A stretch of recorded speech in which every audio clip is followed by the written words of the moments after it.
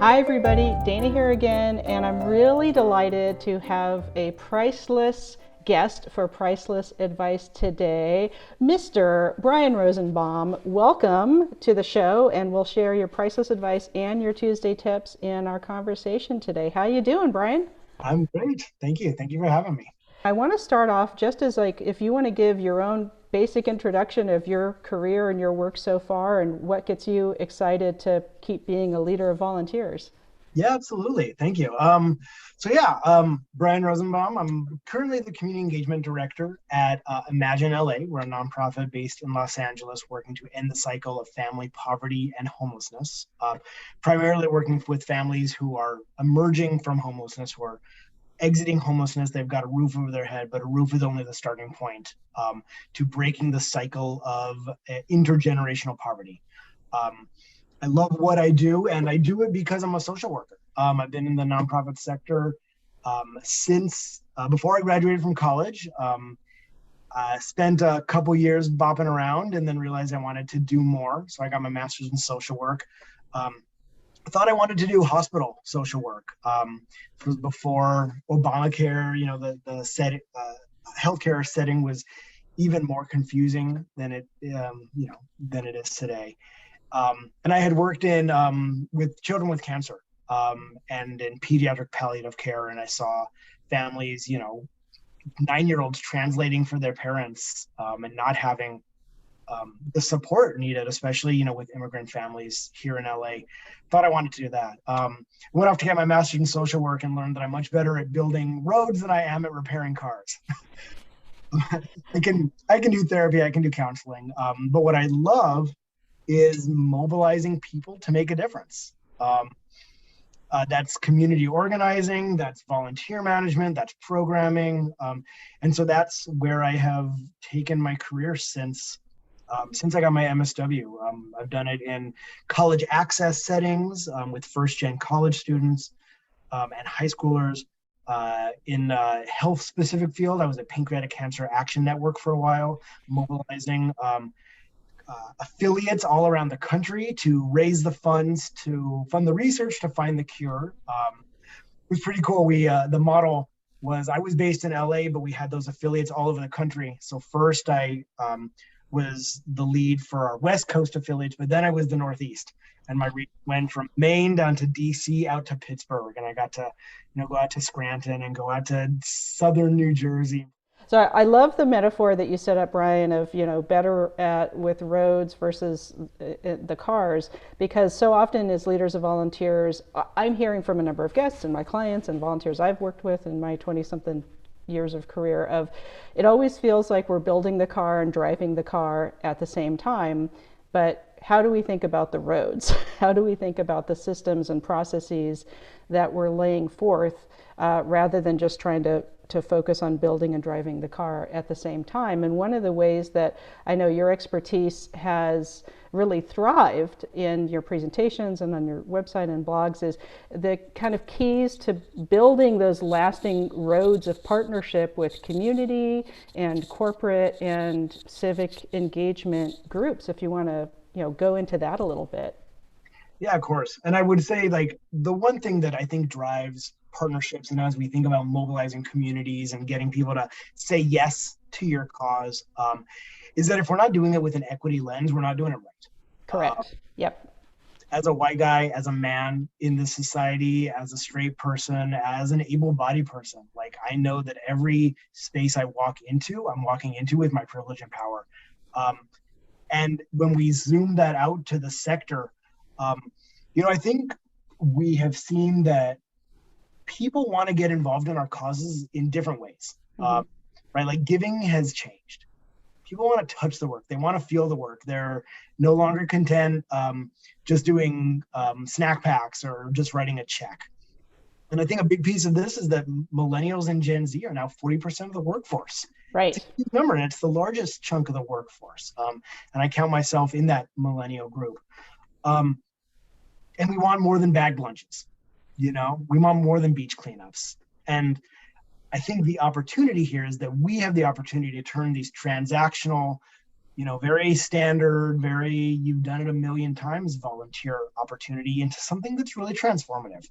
Um, my attitude around that is that we've got to get away from just learning and doing, and we've got to get people owning our mission. We've got to teach them, we've got to give them an experience that helps them make our mission personal to them. And when we do that, we can create these truly moving, paradigm shifting experiences that also convert them from one time volunteers into champions who will embrace our mission as their own. Equity lens is the real motivation here. Like real change when we look inside at our own privilege and power and the ways that we've benefited from those systems and the ways that we've perpetuated, and understanding the systemic inequalities and our role in them is going to open up the experience of these supporters, these donors who are donating their time, and create real champions. Are you seeing are you seeing the needle move in a good way? Are things getting better or are things getting worse? And how is that inspiring or hindering the work that you're doing with volunteers in the community? Yeah, I think it's so hard to say where the sort of the global or the national needle is moving, because we're all doing things so differently and we all have such different forces pushing on pushing on how we manage volunteers. What I will say is that when I talk to my colleagues, here in LA, and when I talk to them around the country, what I'm seeing less of and what makes me really happy is there's a lot less poverty porn happening. There's a lot less trauma voyeurism happening. People are, you know, companies or groups are going to volunteer, and it's not about showing them doing a walking tour of Skid Row. And telling the story that way. I'm also seeing a lot more conversation and examples of people using ethical storytelling. And if folks aren't aware of the resource ethicalstorytelling.com, it's kind of a Bible for me. And the long and short of it is that the way we talk about our work cannot be the sad movie. It can't be they were broken and they came to us and we fixed them. I think so much of what we see out there on social media, unfortunately, still uses this frame and this narrative that makes us the savior. And one of these philosophies that I come back to time again is Father G, Father Greg Boyle from Homeboy Industries, who talks about radical kinship. And I once was speaking to him, and he said, we can't go to the margins to make a difference. We have to go to the margins and allow them to change us. And it's because when we allow those at the margins to inhabit their truth and speak to us and listen to them, we develop this empathy, right? We work the empathy muscle, and we understand our mutual kinship and our exquisite mutual dignity. So I'm seeing a lot more of that in how we talk about our work and then how we plan our work. What I do think we have the opportunity to do is create more learning with our volunteers about power and privilege and systemic oppression, and then doing something about it. But all of this requires facilitation. And it requires reflection, because somebody can show up and they can pack your lunches, or they can clean up the beach, or they can plant some trees. And without understanding why that matters to them and their relationship to power, their relationship to climate change, their relationship to poverty, their relationship to domestic violence as a man or as a woman or as neither, that's when they connect really personally. So I think it's about reflection, it's about sharing and vulnerability. And I think the supplement of hearing from speakers with lived experience and understanding, doing that in a way that's very equity lens, that's very dignity focused, that includes pay, that includes training ahead of time, that includes people knowing that they're going to hear from this person, so they're prepared for that. How is just as important as the what in terms of what folks walk away with. Yeah, the what, and the why, and centering that. And I think that's such a great antidote to the white saviorism or these colonial mindsets of our systems are automatically better because we say so, without listening to a community, whatever community that is in Los Angeles. And I grew up in Southern California, in Orange County, and LA, so I worked really, really closely with a lot of organizations down there in my early career. And I think that idea of this intersectionality, everything is connected. It is all part of an ecosystem that needs adjustments and pressures from the bottom up all the time to have a positive impact. Is something that is, I feel like, is finally breaking through as a sector. I feel like we've been very siloed, not just in nonprofits, but then subcategories, and healthcare hospitals are still very siloed because they're regulated so differently. But going into homelessness or food security or literacy or after school programs or anti-poverty or social justice things, I appreciate how much I'm watching all of those truly begin to work together and let go of this idea of this is my territory or these are my volunteers. But it really does take a very holistic community engagement approach to get any of this work done. Yeah, and I've seen. I was talking to a colleague in Northern California the other day, and she said that she's actually started doing a mini book club with even with her episodic volunteers, having them show up half an hour early, getting it started early, and then having them read like some Ta-Nehisi Coates, some Brett Hawthorne, some Nicole Hannah Jones, and like doing a little discussion even before they start. And I love that idea of allowing people to immerse themselves in a world that they may be more familiar with and they may be very uncomfortable with, but holding a safe space for them to do so. Like you were talking about earlier, comfort, Yeah. while also challenging people with kindness and leading, with our clients in mind.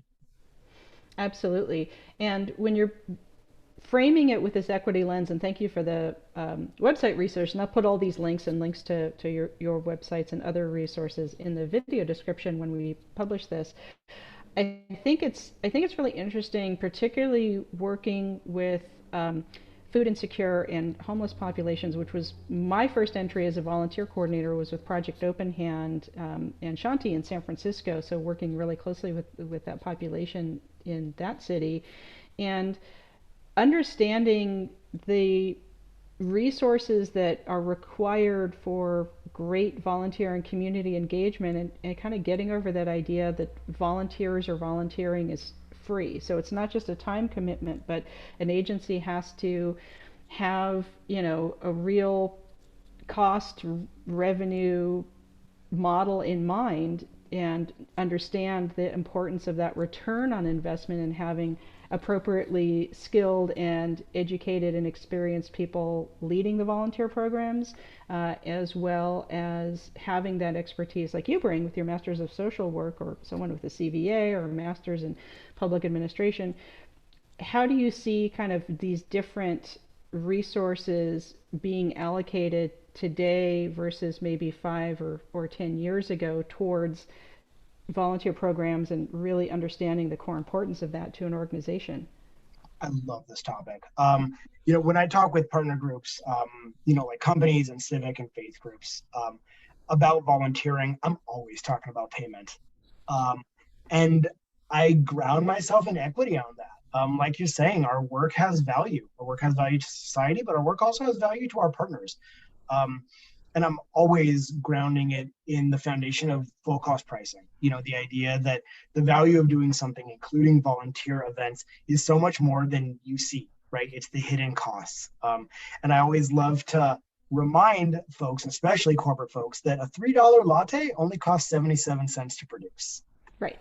The other 223 is pure profit. And I am never saying that we as nonprofits should quadruple the cost of our events, but I do firmly believe that we need to charge a price that reflects the cost. And anyone, anyone you're talking to, anyone who wants to volunteer is going to they're going to be a business person. They're going to have an understanding of bottom lines. And so not only does it make business and financial sense, but it's something that when you use the right phrasing, I think you can find ways to use and sort of use your privilege in that sense to remind them, hey, we're both businesses here. It needs to make sense. It needs to make sense for both partners. It needs to be a win-win. And I'm seeing with colleagues who are a little more digging a little deeper into corporate social responsibility and CSR, and they're kind of on the corporate side of that CSR sector is finally waking up that pay to play, as it's been called in volunteering for corporate groups or larger faith groups or service clubs or I've worked a lot in conservation, so like Sierra Club would come do events with our open space agency, that it used to be like, oh, we can't do pay to play, we can't possibly. It's like, no, there's a real expense to this occurring, and whether it's a suggested donation or a flat out group volunteering fee or some other offset or some other in-kind donation. But ideally it's like you said, you're building that road, so it's an ongoing partnership, so it isn't just a one-off with an episodic group from REI showing up and with 50 people to do something one day. That ideally we're still creating these longer relationships, but they're equitable relationships. And I think that when there isn't some sort of mutually beneficial value that's really clear, whether that's a cost to a corporation showing up or just putting out a budget of this is what it costs to do this work, this is what it costs to buy the tools or have the people or feed the volunteers that day, that having that transparent information, I've noted in my career, helps groups not flake and just not show up. Because I've done a number of events early in my career where there wasn't any sort of donation relationship or donor relationship or fee attached to corporate groups coming in, and they would all just, someone up the food chain on their company would just decide that they needed to actually stay at their desks that day, and we would have invested all this time and money with staff and volunteer leaders ready for a project that nobody showed up to. How much have you seen that happen or shift, particularly around, homelessness getting worse and less social safety net, less actual government help to solve these problems, and more falling on nonprofits and corporate kindness?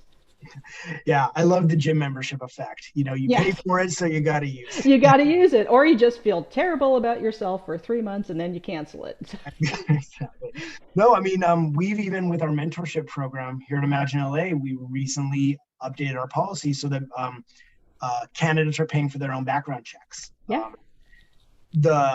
We've been in an interesting situation during the pandemic where we only match mentors to our mentees when the mentees raise their hand and say, I'm ready for mentorship. Because it happens at a different point for every one of our families. And in our program, every family member ages 5 and up is matched with a volunteer mentor. It's an 18-month commitment. It's deep transformative volunteering, very equity-driven training in the front, ongoing coaching. I love it. And during the pandemic, not a lot of our families were saying, yeah, I'm ready for mentorship, because of course they weren't, as they were being devastated by this, recession, people dying, just pandemic has been terrible for people living in poverty, obviously. So of course they didn't raise their hands for mentorship. And of course people said, oh, virtual volunteer opportunity, sign me up. So we went from a deficit of 15 mentors when I started in December 2019. And today we have a surplus of 200 mentors, either matched and waiting for, trained and waiting for match, or waiting for training, which is kind of a great problem to have, because you got to keep all those irons hot. But part of our strategy for keeping the irons hot is, making them, do a little investment upfront of their background check. But of course, we're engaging them on an ongoing basis to keep those irons hot. And hopefully they'll let us know when they move out of the country. Right. I'm going to Canada and New Zealand, and I'll be back. But again, if there remains some virtual roles or remote remote projects that are research based, and then they get the information back to you. One of the things that I've loved about discovering creativity and flexibility that's emerged over the last couple of years of the pandemic, and I've been beating this drum and singing this song constantly in my other videos and presentations and for clients especially, is think about volunteer roles, not just that you have to fill or that have to be in person, but open it up to any other kind of special project that a volunteer can suggest, that another employee in the organization can suggest, that someone from the community can suggest. So you have this rich variety of potential roles supporting alongside keeping the irons hot for people who may be on a waiting list, great problem to have, or just people who initially feel like, oh, I guess I don't quite fit into this role, but I do have this skill set. Would this work with your agency to support your work? And kind of really broadening the scope of what volunteering means and what the activities can be.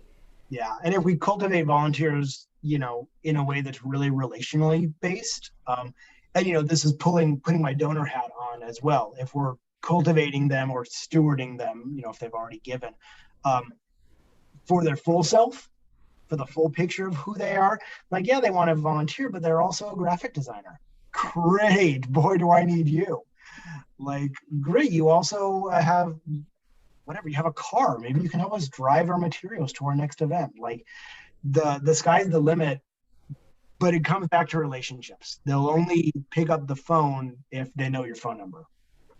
And if they've had a return call, it's a Tuesday Tips that actually just published today on the 12th. Is I was reading a bunch of threads and having conversations with volunteers themselves saying the agency never got back to me, or when they got back to me, there were 5 more steps that weren't disclosed in the recruitment, and I had to do all these other things. And so I agree that in most cases, at least having that detail of you're paying for your own background checks and these are the steps you go through, but there's also this flexibility of if you want this bite-sized thing, there is a drop-in thing you can do and it's a few hours, or there is this remote thing, or there's a micro volunteering for do 5 minutes of support in on this website or with this app, and that sends money to us through Amazon Smile or whatever the case may be.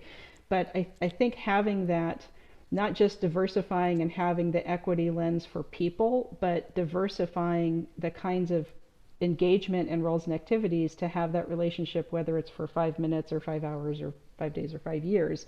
It's that road building. It's that relationship building.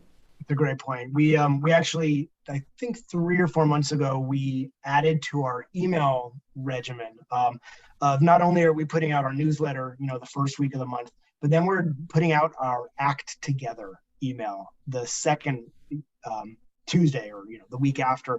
That's literally just calls to action. So if the newsletter is recaps and updates and things you really ought to know, week 2 is ways to take action, and some of them are donate, sponsor our next event. Some of them are we need volunteers here or there. Some of them are, be a mentor. I'm still going to keep recruiting mentors, even though I have a giant pool of folks waiting, because the more people in the pool, the more diverse and rich that pool is. And, again, the good problem to have, it's my job not to disappoint you once you've joined the family, or at least you think you're going to join. But also advocacy. I think people are, especially with recent actions at our federal level. At the federal level, yes.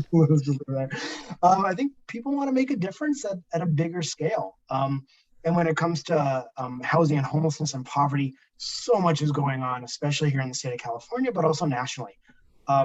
So we put out advocacy actions or advocacy alerts when people can take action as individuals, or bring in their company, or bring in their nonprofit, or bring in their faith group to sign up and co-sign, put their logo on a letter. Advocacy isn't just for groups who sort of think, have the capacity or that's part of their mission. Like, advocacy is for everyone. Well, thank you so much, Brian. This has been great. Do you have any, we have a few minutes left. Do you have any parting thoughts or anything that we didn't quite get to on our topics and deep dives? Because we talked about a lot of great stuff, but is anything else still burning in your brain? I think the last thing that I love sort of starting with and landing on is that people are hungry to make a difference, but they don't know how.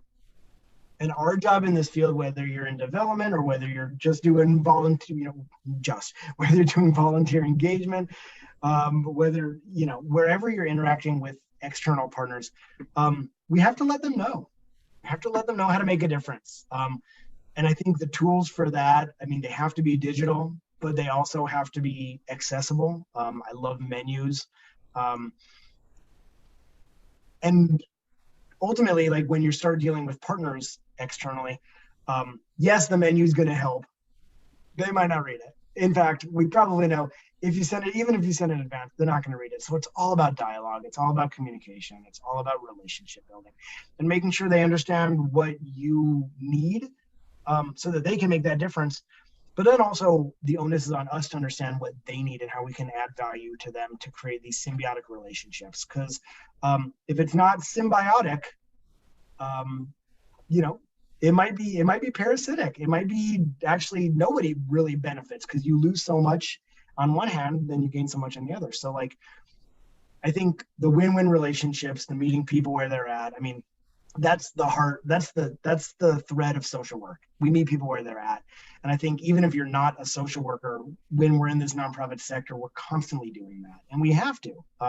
It's about integrity for us and for those on the other side of the table. Much appreciated, and looking at all of it with the equity lens. And I think we have the title of this priceless advice, which is building roads to relationships. I love that we've kind of kept circling back to these ideas and this win-win and this value add for everyone involved. It's collaborative, it's cooperative, it doesn't have to be competitive, it doesn't have to be hostile or domineering. But thank you again, Brian Rosenbaum, and we shall see you later on and maybe one day in real life and not just on Zoom. Awesome. Dana, thank you so much.